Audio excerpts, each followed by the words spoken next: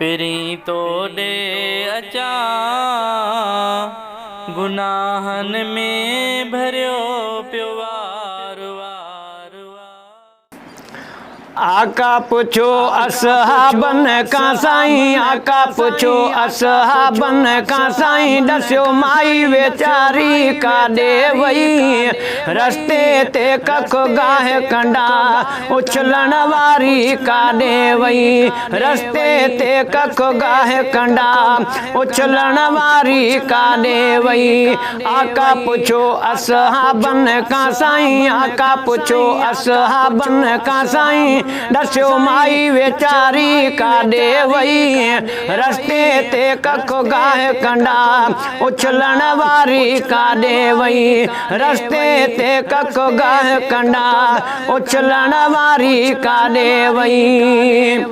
रस्ते हुन सां मिलंदी हुई माई, ॾींहं ॿ टे थिया नज़र न आई, ॾींहं ॿ टे थिया नज़र न आई। रस्ते हुन सां मिलंदी हुई माई, ॾींहं ॿ टे थिया नज़र न आई, ॾींहं ॿ टे थिया नज़र न आई। माण्हुनि जे दुख सूरनि सदमन, माण्हुनि जे दुख सूरनि सदमन, मेहणनि मारी काॾे वई,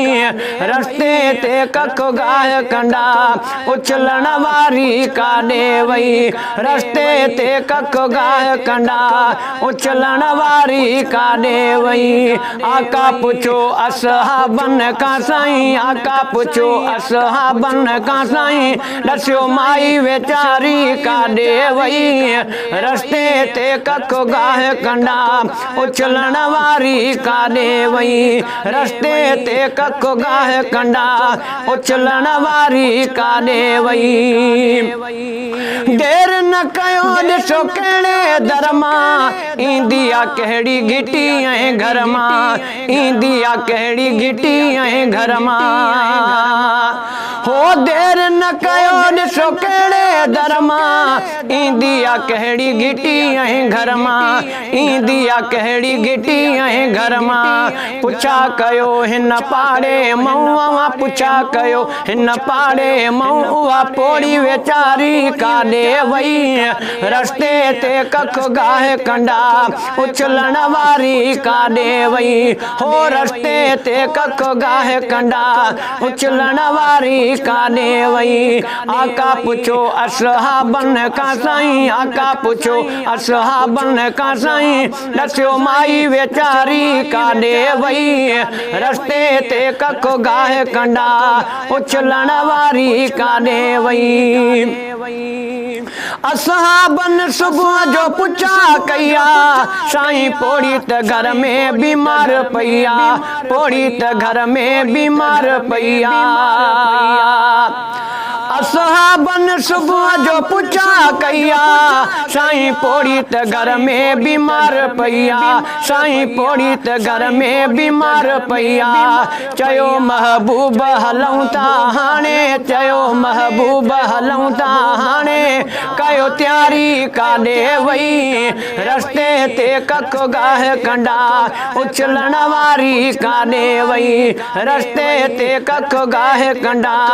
उछलण वारी काॾे वई। आका पुछो असहाबन का साईं, आका पुछो असहाबन का साईं, दस्यो माई वेचारी काॾे वई, रस्ते ते कख गाह कंडा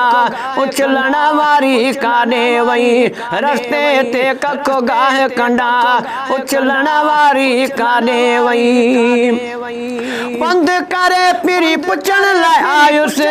मोहबो ख़ुदा जो मिलण लाइ आयुसि, मोहबो ख़ुदा जो मिलण लाइ आयुसि। हो पंध करे पिरी पुछण लाइ आयुसि, मोहबो ख़ुदा जो मिलण लाइ आयुसि, मोहबो ख़ुदा जो मिलण लाइ आयुसि। ॾिसी महबूब खे हीअं चयाई, ॾिसी महबूब खे हीअं चयाई, मुंहिंजी बुख बीमारी पढ़ाई काॾे वई रस्ते ते कखो गाह कंडा